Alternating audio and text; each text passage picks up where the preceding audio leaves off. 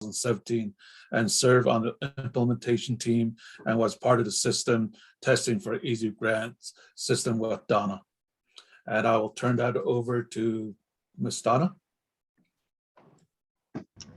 Thanks, Carl. Let me turn on my camera here. Let's see.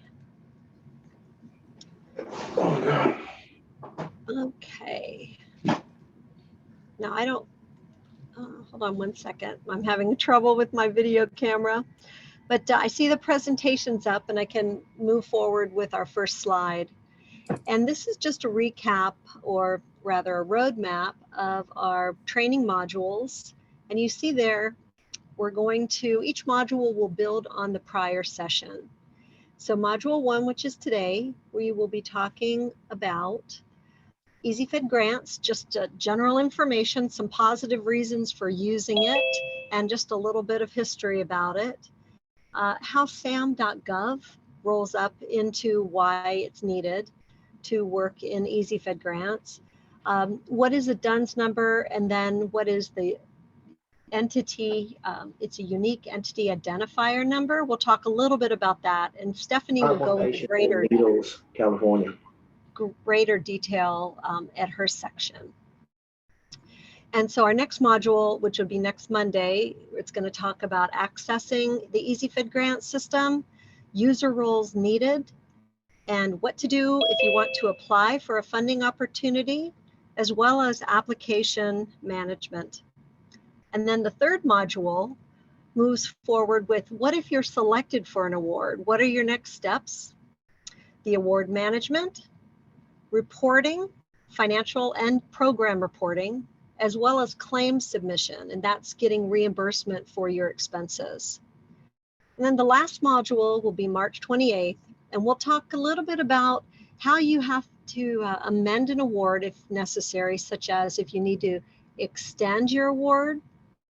We'll also talk about closing out an award, as well as just recapping the prior sessions and providing some resources for you, and that'll be on that last module. Next slide. The next slide, please. Thank you. So this slide here just lists a couple benefits, but I wanted to share a little bit about the history of ezFedGrants before we start moving into what the benefits are. And in 2013, USDA underwent a modernization initiative to streamline how all of the USDA agencies process their federal assistance awards. And that means their cooperative agreements, grants, things like that. One of the outcomes of this initiative that they've undertaken was the development of an online grants management system. And the system would allow a streamlining of all award processing and award documents, so that the award documents, no matter what program or agency within USDA you received an award from, it would look similar.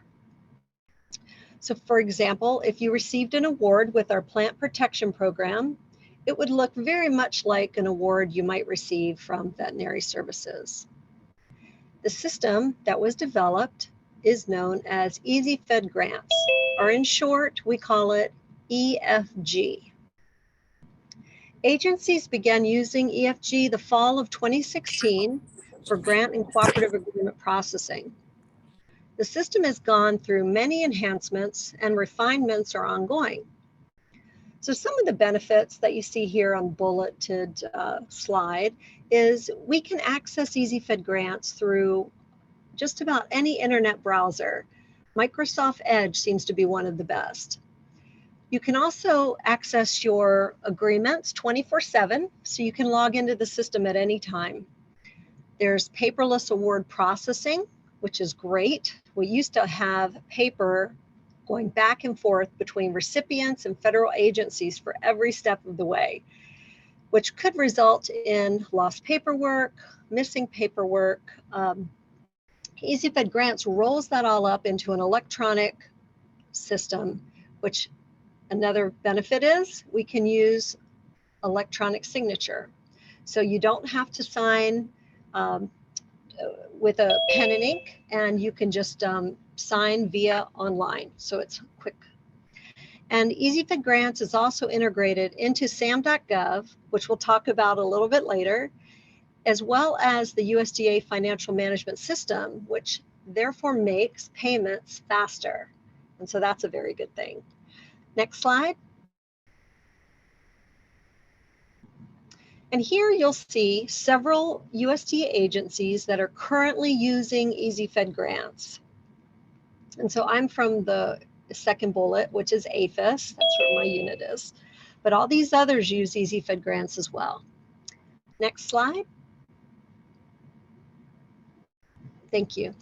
This slide here, we just wanted to give you a brief view of what it looks like when you log into the ezFedGrant system.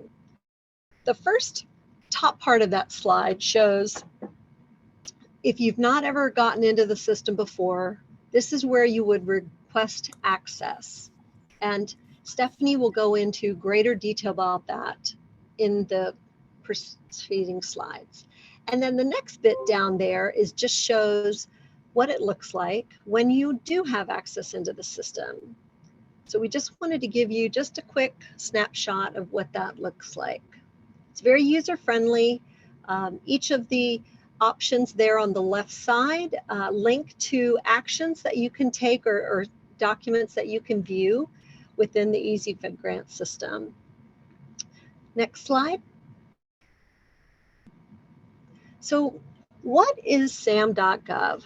SAM.gov is the system for award management, and an entity or an individual, if you were to want to do business with the federal government, you've got to be registered in SAM.gov.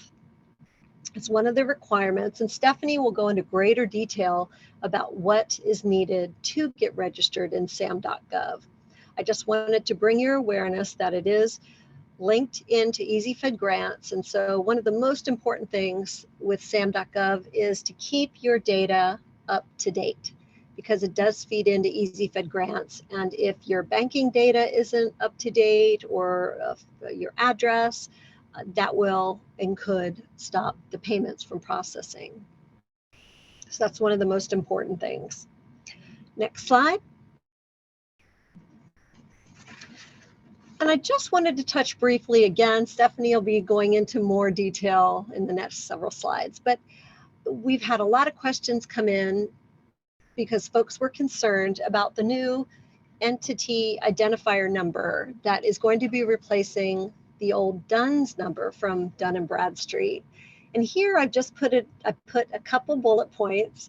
One, the DUNS is currently the unique identifier for any entity or individual that wants to do business with the federal government. So you need a DUNS, which is needed for registering in SAM.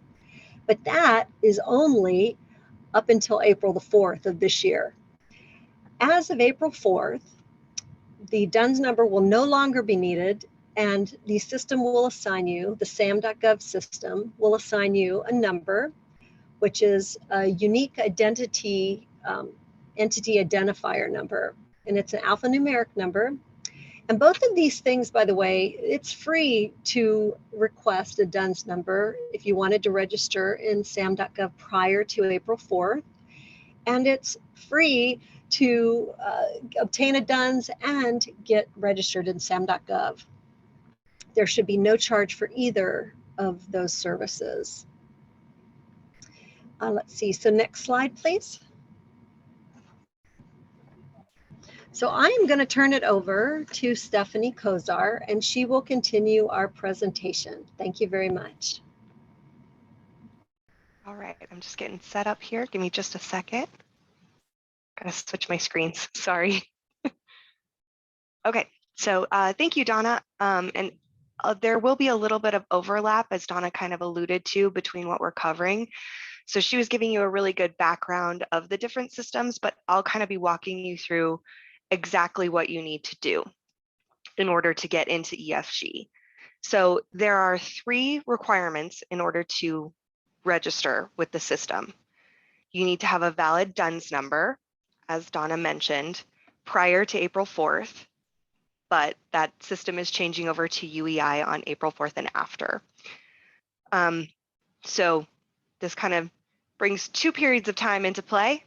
If you're going to go ahead and get registered before April 4th, the first thing you do is go get your DUNS number. If you are registering after April 4th, you could just go directly to SAM. So that's just kind of something to keep in mind is prior to April 4th, a DUNS number is needed to register in SAM and you'd have to get that first. After April 4th, just going to SAM is sufficient. If you're already in SAM, a UEI has been assigned to you during the registration process, so you don't need to go get a UEI, it's already there for you.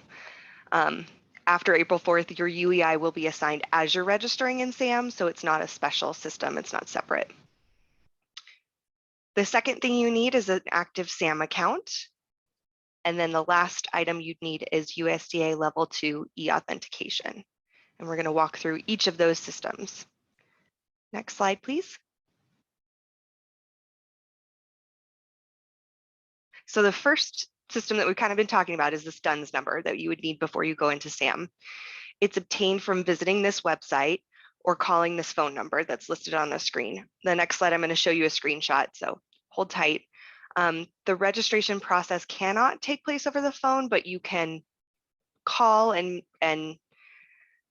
ensure that you are not already registered. And if you're not, you can request the application, which is a 3-page application that you would then complete and fax back if you're not able to do the website registration process.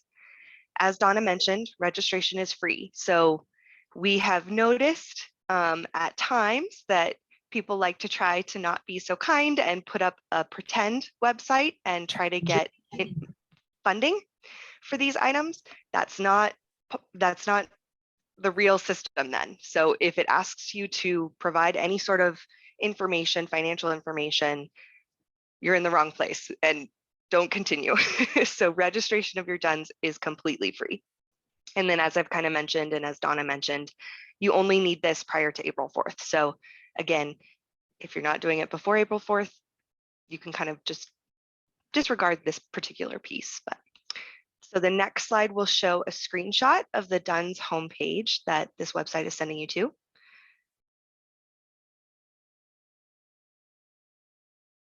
Next slide. So this is that homepage. And when you type in that email address, it should take you directly here to give to the home page, and it gives you this screen where you can start to register for your DUNS number. So this is what your screen should look like if you're registering for a DUNS. The first step is to select your state, and then it will kind of direct you through the registration process. So this is the happy website. Next slide. So after you've registered in DUNS, if that process applies prior to April 3rd, well, April 3rd and prior, or yeah, that's all. Then you would go to SAM to register, and the website is listed on the screen there for you. A couple hints while you're registering in the system: you do want to complete the representations and certifications section and check yes that you want federal assistance. There's also a help guide for that, but that's kind of a new page in the process in SAM. So we really wanted to highlight that because we must have those representations and certifications before we can provide you with an award. So just kind of highlighting that part of the process. On the website, there are frequently asked questions section, some user guides, demonstration videos. All of that is available under the help tab. So there's a lot of resources in SAM on how to register with that system. Again, registration for this is completely free. So if at any point they're asking you to pay for something, again, you're probably in the wrong place. On the next slide, it shows the home page. So this is what SAM looks like. And if it's your first time going into the system and you need to register, or even if you're renewing, you want to look at the right-hand side. As you can see on the screen, I've highlighted it in a red box. The top green button says get started, and the bottom button says renew an entity. So that's where you need to go to register your organization. So you'd click on that button and it'll kind of direct you through the process. Also at the top there in that toolbar, you'll see Home, Search, Data Bank, Data Services, and Help. That Help right there is where you'd find all of those resources if you get stuck in applying to SAM.gov. It's not our system, so it's kind of hard for us to direct you through it. So we're just kind of highlighting that Help section to give you some tools and resources if you get stuck anywhere along the SAM registration process. Next slide.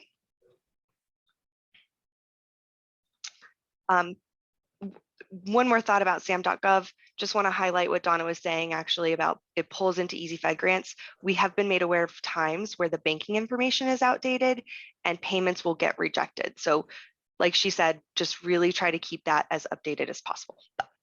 Switching gears onto the USDA Level 2 e-authentication. That is the last item you need before you can register in ezFedGrants. And it can be the most tricky of all of the 3 items at times. So this e-authentication account, it is only registered to the person. And this system must verify your identity to ensure that it is only you that's using this particular account. So there are quite a few steps to verify your identity, which can be unexpected perhaps, but they are required in order to ensure that you are who you say you are. The reason that's important is because you use this e-authentication profile to actually physically sign documents and make commitments. So it's required that we ensure it's valid and it's you, and that it has the right type of authority behind it to ensure that you can legally sign documents through an electronic profile. So, but you'd register at this website and create an account. During that registration process, there will be a question about level 2, and you do want to check yes that you need level 2 access. After you go through that registration process, it will ask you to activate your account, and during that process to verify your identity. There are 2 ways to do this. You can either do it electronically and verify your identity online, or you can go in person to a local registration authority or an LRA. The online verification process does ask you to provide your social security number and some other very detailed questions, again, to verify that you are you. If you are not comfortable providing that information electronically through this system, the only option then that you have is to visit an in-person local registration authority. Those are the only 2 authorized ways to verify your identity. So it is a bit more logistically difficult to go to an in-person location, but those are the only 2 options we have available. Next slide. So this is your e-authentication homepage. In the red box there, I've highlighted create account. So if you're ready to create your account, that is the item you would click on, and then you'd kind of go through the prompts to get your e-authentication access. And then next slide. Yes, and I see the comment there. If you mess up the online verification process, it requires you to then go to the physical location. So you really want to make sure you're providing very accurate answers the first time around, and double check before you hit the next button, because otherwise it will kick you out and say you have to go in person. If you prefer to go in person, or the online verification failed and you have to go in person, under the Help tab on the e-authentication site, there's this Find Service Center option. So you click on that, and that'll take you to the next screen. So next slide. And from there, you'll fill in your state and the county to find your closest site that you can go to verify your identity. You do want to make sure to call ahead and make an appointment so that they're expecting you. And I have found at times when you call and say, I'm looking for an LRA, they may not know what you're talking about. So I'd be very specific and say, I'm calling to set up an appointment to verify my identity for my e-authentication account. They should be able to understand what that means and send you to the right place. At times, occasionally, the service center may have moved away as well. So it's just really important before you take your time to drive out there to verify that they know what you're talking about, they're expecting you, you know what to take with you, those sorts of things. So just call ahead and make sure they're ready for you when you go. That way you don't do the whole drive and aren't able to get your verification, and it turns into a really frustrating process. So that's kind of my tips there. And then the next slide.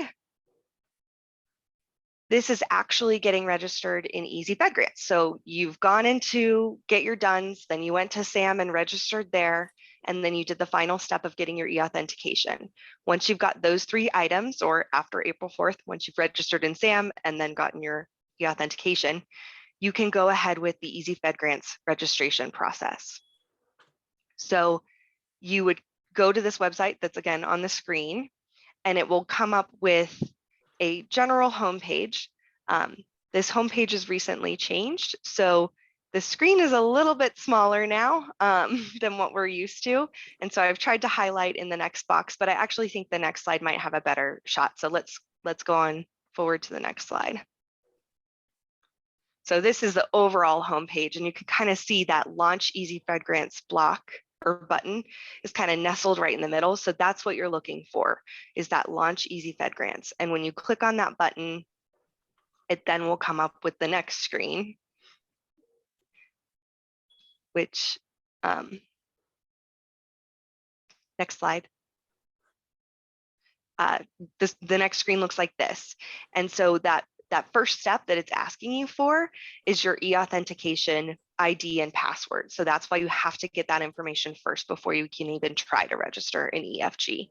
So you'd put in your user ID and password for your e-authentication, and then you would log in with a password. The option on the left-hand screen is for USDA folks only, so you want to stick to the right. And this is kind of where I end my presentation today, because the next, you can hop to the next slide, Denise. The next presentation on the 14th is going to kind of talk about user roles, which when you submit a request to join ezFedGrants, that's the first question it's going to ask you. So I stopped here because I didn't want to dive into the user roles and take over Christina's presentation on next Monday. So if you know what role you need, you can go ahead and pick up from here. But if you aren't sure on roles and what to do in ezFedGrants, I would say stay tuned for our presentation next Monday. And then the following Monday, we've got the award management, report submission, and claims. And then the final presentation on March 28th is amendments, closeout, a quick recap, and then some resources that would be helpful for you.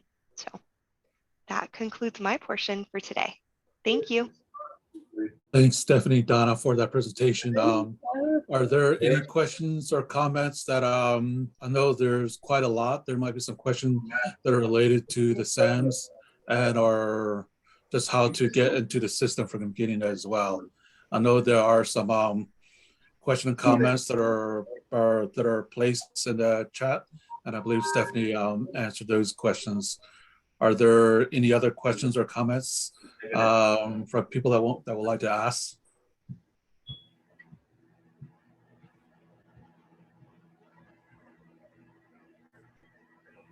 I think one question I was asked as a follow-up was I think this is one of the challenges for tribes, something that our agency or USDA didn't probably consider is the individual said the closest one for us to the LRA is 1 hour jet ride away. So we were unable to get it fixed. We're able to create a new profile for a backup person. So just something to keep that in mind. I know there are maybe one of the agreement staff can respond to that or want to elaborate on that a little bit more. What are some of the other ways instead of getting on a plane or one of the other ways. Just a thought if another group of staff can respond to that or follow-up question. Otherwise, maybe a backup may be the only option that you have. So another question that came up from Aressa: when I want to register for an account, what type of user would I be for the type of user? I'm not sure if Stephanie, you want to answer that, or you want to wait that until for the next one? I can go into it a tiny bit just as for a preview here. If you're the first person in your organization going into the system, you have to request what's called a grants administrative official role. That's kind of the, they're sort of the gatekeeper in a way. I don't know if that's the best term for it, but they control all of the other user accesses that come after, and that access level is approved at the USDA level. So the first person going in becomes the grants administrative officer. So you want to make sure whoever's registering first has a very good awareness of who's in your organization, who should be a part of the grants process, and those sorts of things. After that individual goes in, all of the subsequent requests will go to that individual to approve or deny. So that's, it kind of moves the approval process from the USDA level down to the GAO's role. That GAO is short for the grants administrative officer role. There are two other roles available: grants processor, which has a similar administrative aspect, but they don't have as much power as the GAO role that grants or removes access requests. So it's kind of like a vice administrative role. And then there's also signatory official. Sorry, I just realized I wasn't sharing my video. There's also signatory official who actually officially signs documents for your organization. So that would be the individual that's going to sign the agreement or sign the commitment and commit your organization to whatever activities are going to be conducted. Those are the three recipient roles that are available. You can only have one role at a time, so that's something else to keep in mind. At the very least, you need to have a GAO and signatory official, but I'll kind of end there. I just wanted to kind of give a high level summary since the question was asked and kind of as a preview for what will be covered next week. But if you really still aren't sure, I would say just wait and stay tuned for our next presentation, because that'll go really into what each role can do and the limitations of each role and the very specific.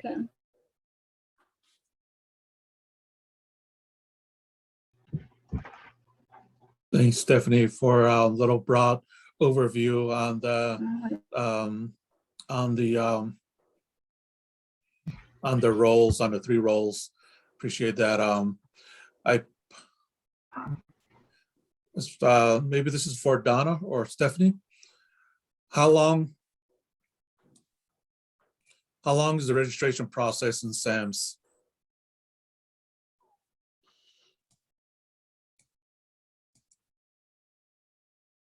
I guess from start to finish, I believe it could be anywhere from 3 to 5 days for SAM.gov. It's fairly quick. Thanks, Don. Yeah, so just something to keep in mind, especially when new. I know there are three opportunities, funding opportunities will be coming up sometime later on early summer and into early fall. So just keep that in mind. So that's something that we utilize the system code, and if you can sign up beforehand, so that'll be great. There's another question that popped up. So one person designated from each tribe should be the person to enter the information for each tribe. Thank you. Tribes who have both DUNS and EIN, do they use the current EIN, or is a new EIN being used after April 4th? Yeah, that will. Donna or Stephanie? I could try that one. One person designated from each tribe should be the person. So you can have those roles that I just outlined, you can have more than one person in each role. So you don't have to designate one person alone. It's just really important that the first person goes in, requests a GAO role, and kind of knows that they will then be granting access to everybody else. So that's kind of the first critical piece. Then that individual can change all of the access roles for everybody else that comes in. You can have an unlimited number, I believe, although I probably shouldn't commit to that, but you can have more than one signatory official, more than one grants processor, more than one GAO even. So you don't have to pick just one person. You can have plenty in there. Just each person has to go through the registration process in each of the systems. So at times that process can appear pretty cumbersome. So you may designate somebody just so that not everybody has to verify their identity and those sorts of things, but you also don't have to. You can register more than one person. And then tribes who have both a DUNS and an UEI, do they use the current, or sorry, EIN? EIN. I think that's the tax identification number, I believe, which those two things are kind of different. But you should have a unique DUNS number and a unique UEIN or EIN for your organization. The DUNS number is what's needed to get into SAM. SAM is what's needed to get into ezFedGrants. It's kind of a very linear process. I believe you might need an EIN, alphabet soup. I believe you might need an EIN to register in DUNS, but they're not the same number. So it's not kind of an either or thing, if that makes sense. But So hopefully we're Donna, talking about the right thing. yeah, I was gonna say, I guess the question might be is, if a tribe, this is further, if they don't have a DUNS number, what are some of the steps that a tribe or an individual can do to have a DUNS number? I know you said April 4th, I believe, and it's going to switch to UEI. Before that, if they need a DUNS number, what are some of the steps that they can do to get that DUNS number?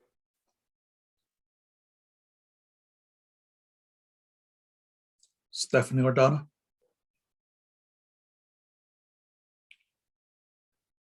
I myself have never registered in the system. Oh, go ahead. I've never registered in the system, the DUNS system. So I don't really have advice on this particular item. Donna, do you have advice? Yep, from what I read and what I've heard, when you go to Dun and Bradstreet, you only need one of these numbers up until April the 4th, so a couple more weeks. But when you go, from what I've read and what I've heard, it should take maybe a week at the most to get a DUNS number, if not quicker. And regarding the steps needed, I don't have those with me, but they're detailed on the Dun & Bradstreet website that Stephanie had posted, and you'll get a copy of that in the slides. Thanks, Donna. The question that was posed by Darren, hopefully that kind of gives you an outline of your question and response to that. And if not, then please open up your mic and or let us know. There are some systems that are a little bit outside of from other agencies or other or groups. So then what they'll do is they'll just pull that in as Donna and Stephanie kind of described that as far as the SAM goes, and from that number they will pull some of that information from that for the ezFedGrant system. So just something to keep in mind. So maybe a little bit of from that angle. Okay, then Darren responded, I was hoping someone from our tribe finance and our country that will be on this. Okay, thanks. Because usually DUNS number is usually if you work with your grants officer and or CFO, usually a lot of times they will have an institutional DUNS number, and at least what I've seen from my experience. And a lot of times they will have that. So if you're new and applying for, or if you're the agency, one of the line programs that you're working with, and wanting to put an agreement in place, ask your financial officer within your organization or within your tribe.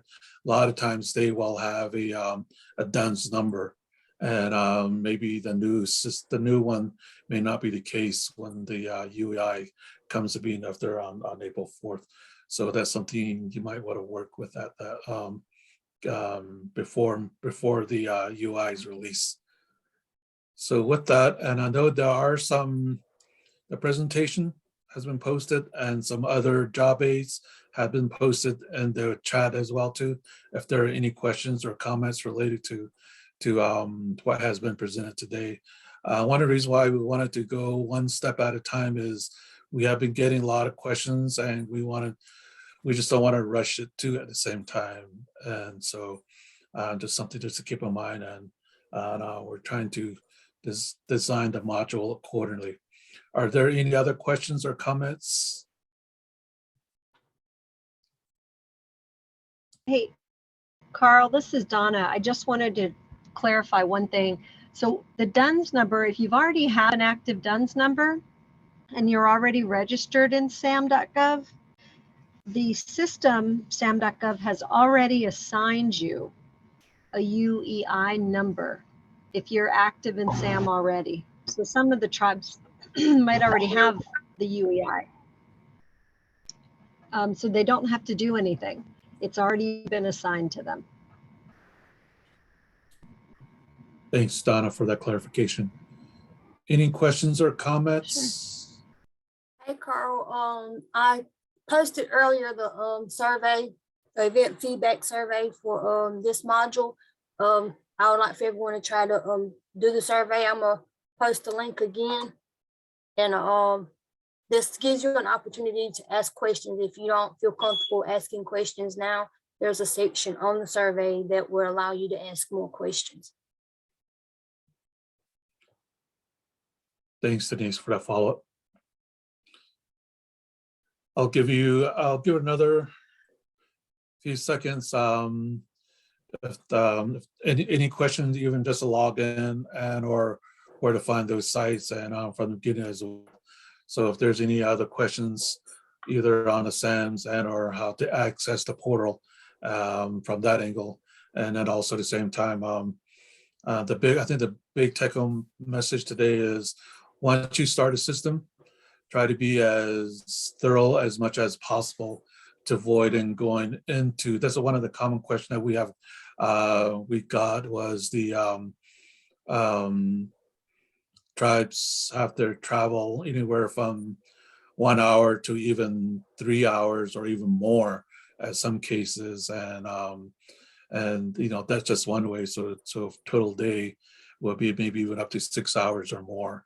So so from that angle, we're trying to answer a lot of those questions with that to avoid a lot of that. And if there are any barriers that you see, please let us know as well too at the same time within the survey sheet as well. Donna, do you have any follow-up comments or questions? Yeah, I just wanted to chime in and sorry. Was there a question?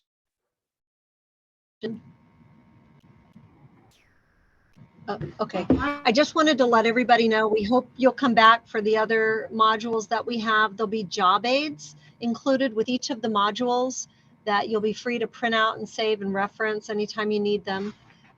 So we hope you all come back. And I think the presentation was put into the chat earlier, but I see that everyone wants a copy of the slides. So I don't know if we can email those slides or presentations to the group, Carl, but thank you so much everyone for attending. We really appreciate it.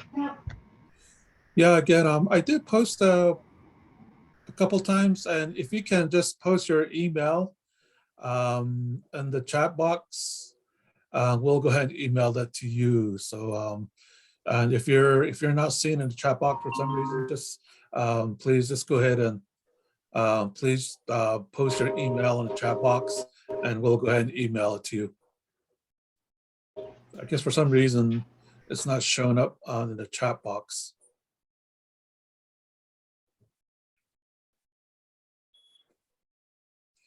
It looks a lot of people. I don't know what's going on. Getting a lot of emails.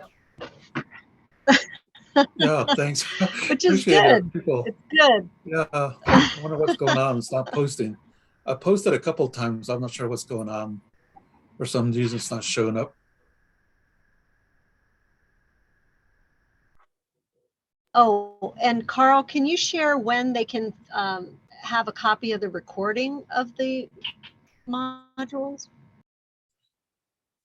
Yes, as far as the recording for each of the module, those will be, if you need it, we should be able to give it to you right away. Otherwise, we'll post them in our one of our website, and we'll let you know.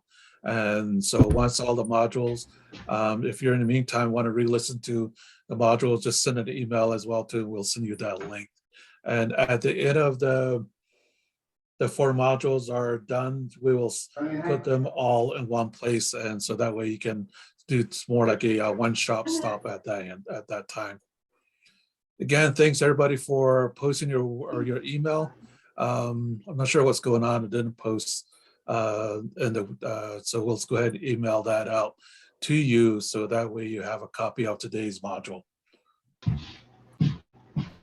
Any other questions or comments?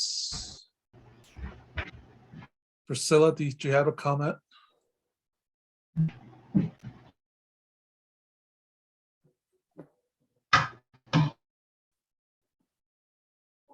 I think we'll go ahead and start wrapping it up.